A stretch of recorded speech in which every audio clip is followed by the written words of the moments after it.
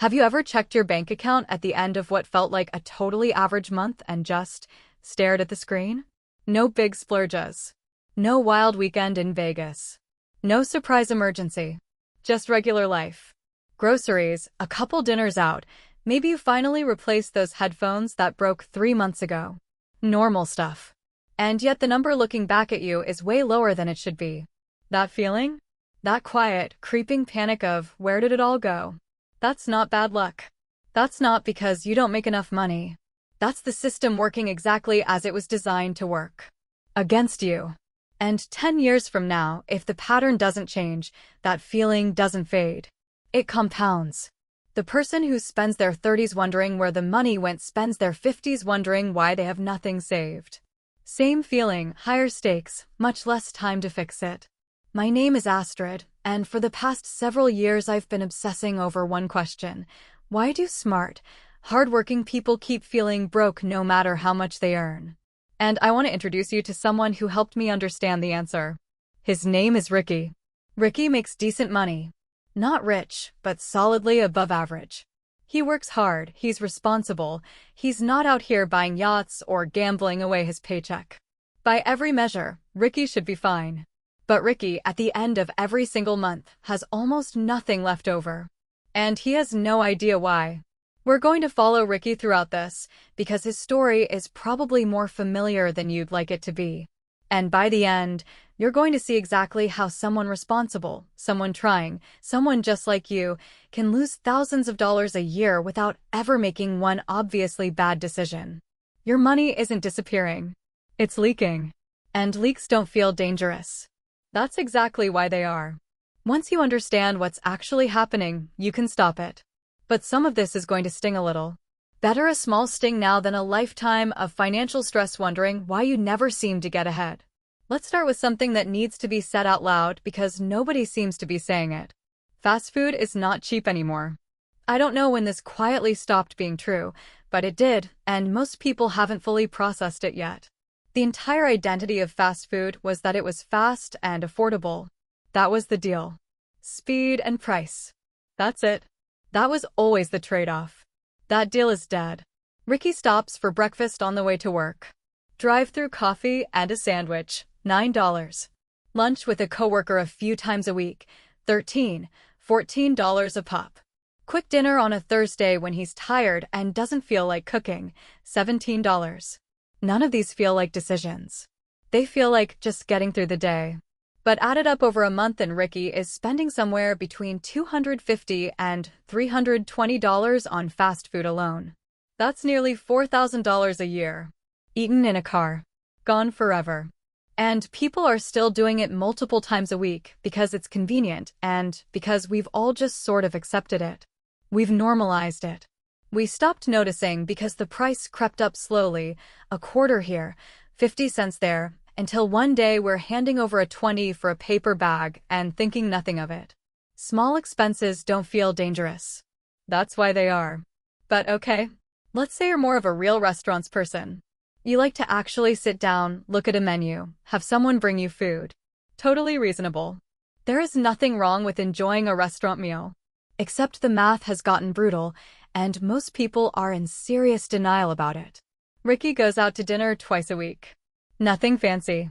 A normal, mid-level place. 2 entrees, maybe a shared appetizer, drinks. The bill shows up. $70 before tip. He tips generously because he should. $100. Gone. For a Tuesday dinner. Twice a week. Every week. That's nearly $10,000 a year on restaurant meals alone. And here's the thing that really gets me. You have nothing to show for it. When you buy something dumb, at least you have the thing.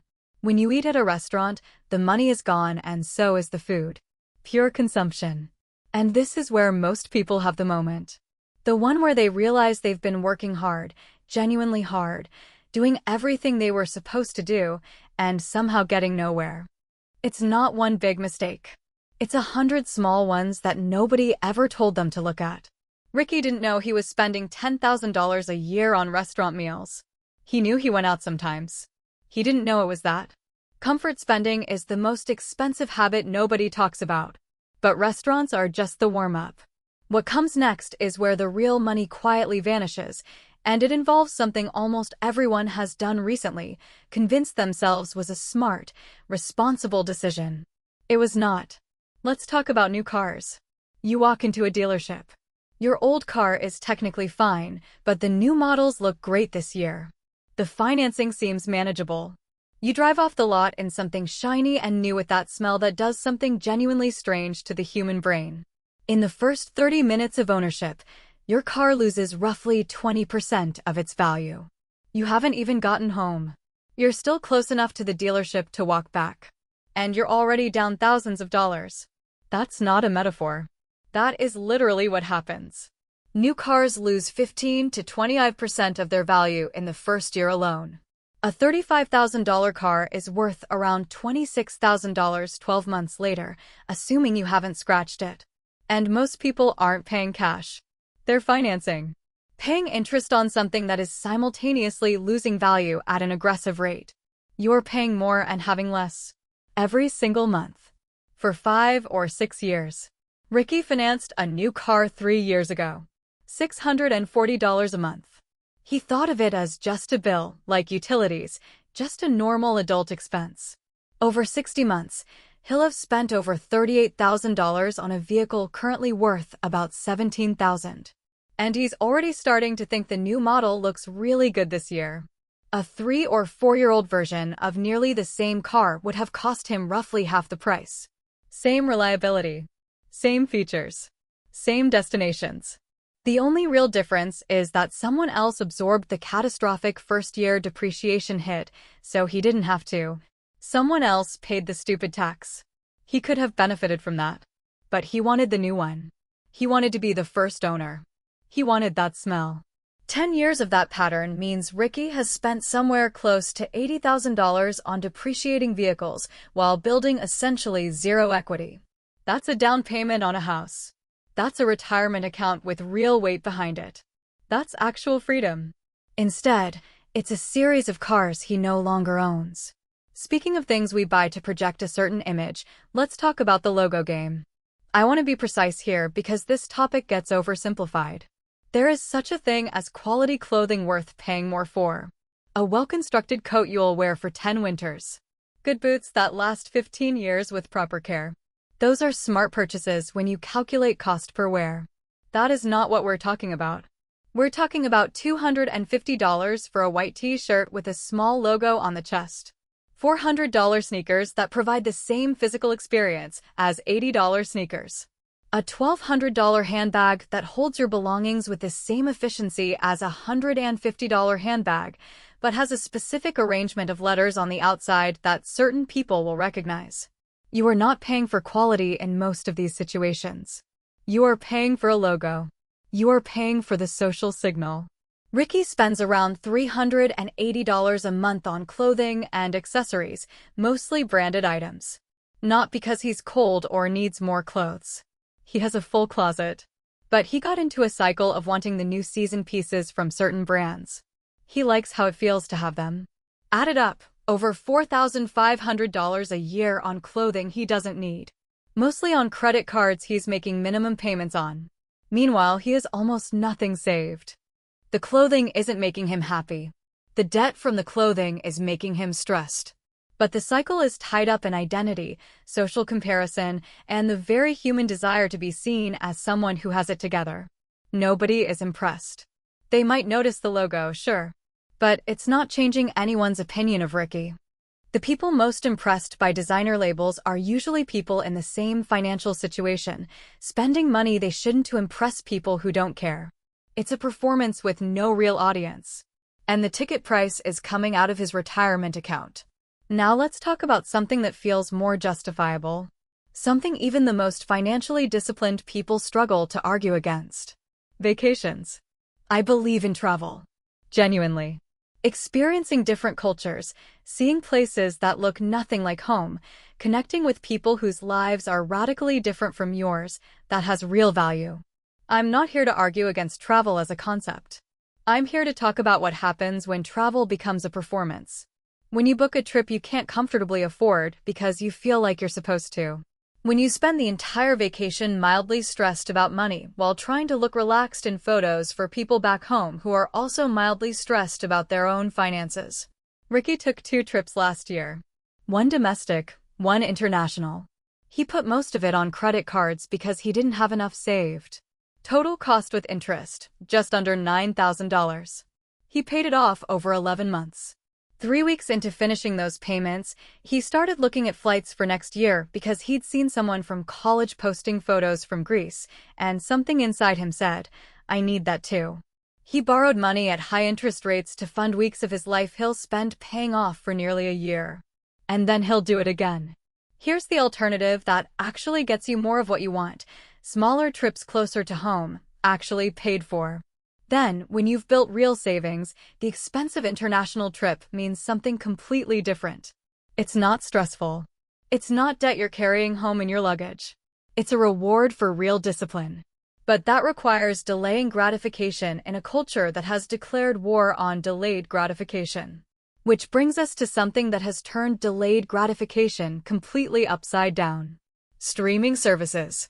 And specifically, the quiet, patient, entirely intentional way they've learned to collectively extract an amount of money from you every month that, seen as a single bill, you would refuse to pay.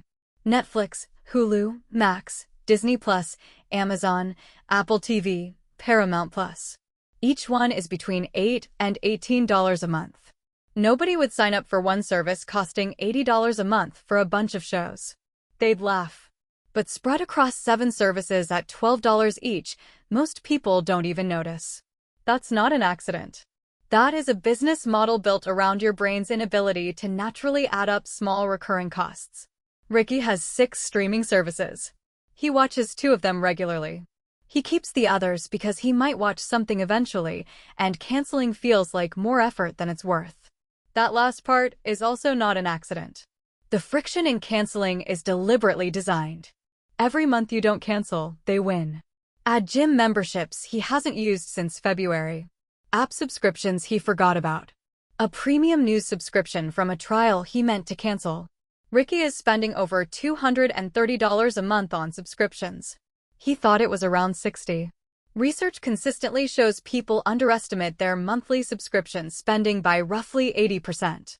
The gap between what we think we're paying and what we're actually paying is staggering, and subscription services are specifically designed to exploit that gap. Your money isn't disappearing. It's leaking. Slowly. Quietly. Below the threshold where your brain bothers to flag it. Now let's talk about one of the most effective corporate manipulation campaigns in modern consumer history. Which is a strong thing to say, but accurate. The annual electronics upgrade cycle. Think about your current phone. Does it work?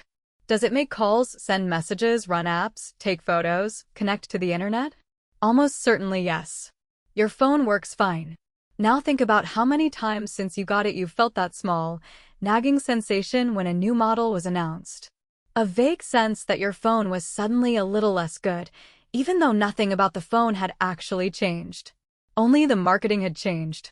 That itch is engineered. The product releases, the keynote presentations, the breathless coverage of marginal improvements, it's all a machine designed to generate dissatisfaction with something that was working perfectly well an hour ago. Ricky bought a new phone 18 months ago. $1,050. He's already looking at the next model because the camera got a meaningful upgrade and his friends are talking about it. His current phone takes photos that would have been considered miraculous by professional photographers 15 years ago. But it feels old now because Apple scheduled a presentation. If he keeps upgrading every 2 years, he'll spend over $500 a year on average just on phone replacements. Keep the same phone 4 years instead of 2, that's $1,000 back in his pocket from one single habit change. And it's not just phones. Laptops with a few years on them getting replaced for modest spec bumps. Tablets that are functionally identical to the previous generation. Gaming consoles. Smartwatches. All of it quietly flowing out of regular people's accounts because tech companies have carefully studied how to make replacement feel inevitable. It isn't.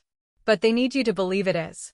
And while we're on the subject of money flowing somewhere you don't intend, let's talk about something less exciting but genuinely significant. Branded household products. The slow, expensive premiumification of everything. Something has happened over the past decade where the concept of the nice version has expanded to cover an almost unlimited range of products. Cleaning supplies, kitchen gadgets, storage solutions, candles, bedding. All of it exists now in a version that costs 3 to 5 times more than the functional version, with marketing built around how it makes your home feel, what it says about who you are. Generic cleaning products clean things just as well as branded cleaning products. The active ingredients are frequently identical. What you're paying extra for is the label, the bottle design, and decades of advertising that made you feel slightly uncomfortable around the generic version. Ricky spent 4 months slowly replacing his kitchen with the good version of everything. Good knives, good pans, the right organizational containers, the aesthetically appropriate dish soap. He spent close to $2,000. His cooking didn't improve. His kitchen looks better in photos. And furniture. This deserves its own moment. People are financing furniture now. Actual interest-bearing debt for a couch. I understand the psychological logic, because furniture feels significant, something you'll have for a long time, worth getting right. But you will want to redecorate emotionally long before your current furniture is genuinely worn out. You will not want to do that while still making payments on the existing couch. This creates ongoing debt or ongoing aesthetic frustration, and neither is a good deal. The expensive furniture store isn't selling you better furniture. They're selling you the feeling that your life has arrived. That feeling is worth approximately nothing and costs several $1,000s. Now here's what's underneath all of it. The actual root cause connecting everything we've talked about. Status spending. The deep, very human impulse to communicate something about ourselves through what we own, where we've been, and what our life looks like from the outside. I don't want to be condescending about this, because the desire for status is not shallow or stupid. It is a fundamental human drive that evolutionary psychologists will tell you is essentially hard-coded into us. How others perceive us has mattered to our survival and well-being for hundreds of thousands of years. The problem isn't wanting status. The problem is the specific mechanism we've been sold for achieving it. Buy the right things and you'll have the status you want. Drive the car, carry the bag, wear the watch, post the vacation, and you'll be seen as successful, and being seen as successful will feel good, and that good feeling will justify the expense. Except it doesn't work that way. The research on this is consistent. Purchases made primarily for status don't generate lasting satisfaction. The feeling fades quickly and is replaced by a new threshold. There's always a newer car, a more expensive watch, a more impressive destination that someone else has that now defines enough. You're on a treadmill running toward a finish line that keeps moving. And here's what makes Ricky's story genuinely painful when you see the full picture. Ricky is 34. He makes $72,000 a year. He has $1,100 in savings. Not because he's irresponsible. Not because he doesn't try, but because the car payment, the restaurants, the streaming, the clothing, the phone upgrades, the subscriptions he forgot about, the status spending he doesn't even fully recognize as status spending. All of it has quietly consumed the difference between his income and his life. He works hard. He is getting nowhere. And he doesn't yet understand why. That moment of recognition, when you actually see the full picture of where your money is going, is uncomfortable. But it's also the only moment where things can actually change. 10 years from now, Ricky at 44 looks one of two ways. In the first version, the pattern continues. He's made more money, spent more money, has more subscriptions, a newer car he's still financing, a closet full of things that didn't make him happy, and roughly the same $1,100 in savings because expenses always found a way to match income. He's not in crisis. He's just stuck. Permanently stuck. Still wondering where the money goes. In the second version, Ricky did the audit. He saw the numbers. He cooked more, drove the car another 3 years, canceled 4 streaming services, kept his phone, bought generic cleaning products without feeling bad about it, and started putting the difference somewhere it could grow. At 44, he has options. Real ones. Not the appearance of options, but actual financial leverage over his own life. He can take risks. He can say no to things he hates. He has room. The difference between those two versions of Ricky is not income. It's not luck. It's not some dramatic sacrifice or radical lifestyle change. It's a series of small, boring decisions made consistently, each one individually so minor it barely registers, collectively transformative. So here's what I want you to actually do with this. Start with tracking. Not budgeting yet. Just tracking.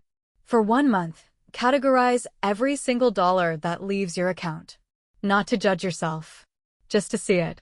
The difference between what people think they spend and what they actually spend is almost always shocking, and you cannot fix what you cannot see.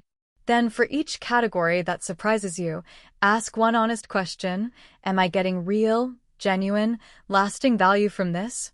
Not could I, in theory. Not did I once, 6 months ago. Actually, right now, regularly. Keep the things where the answer is genuinely yes. Cut the things where the honest answer is no. Cook at home more. Not every meal, not as punishment. Just more. The math improvement is enormous. Buy your next car used. 2 to 4 years old. Let someone else absorb the depreciation. Get essentially the same vehicle for half the price.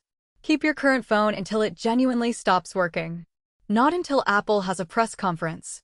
Until it actually stops working. Do a full subscription audit. Every recurring charge. Be honest. Cancel anything you haven't actively used in the last 30 days. And start asking yourself, when you reach for something expensive, am I buying this because it genuinely adds something to my life, or am I buying this because of how I think it will make me look? That single question, answered honestly and consistently, will save you more money over a lifetime than almost any other financial advice you'll ever receive. Because here is the actual punchline of everything. You can look wealthy or you can be wealthy. For most people, with most incomes, you cannot do both at the same time. Every dollar Ricky spends on looking successful is a dollar not building actual success. Every car payment, every designer logo, every financed vacation, every phone he didn't need, every restaurant Tuesday, every subscription he forgot about. It's all coming out of his future. Your future self is the one who will feel the weight of these decisions. Who will either have options and stability and genuine freedom, or who will still be working a job they don't love at 65 because decades of small, invisible, completely normalized decisions left nothing behind. Small expenses don't feel dangerous. That's why they are. Your money isn't disappearing. It's leaking. And comfort spending is the most expensive habit nobody ever warned you about. The people who figure this out early end up with real freedom. Not the appearance of it. The actual thing. The ones who don't will keep staring at their bank account at the end of a perfectly normal month, feeling that quiet panic, never quite connecting the dots. You now have the dots. Ricky is going to figure it out. The question is whether you figure it out at the same time he does, or whether you wait another 10 years to get there.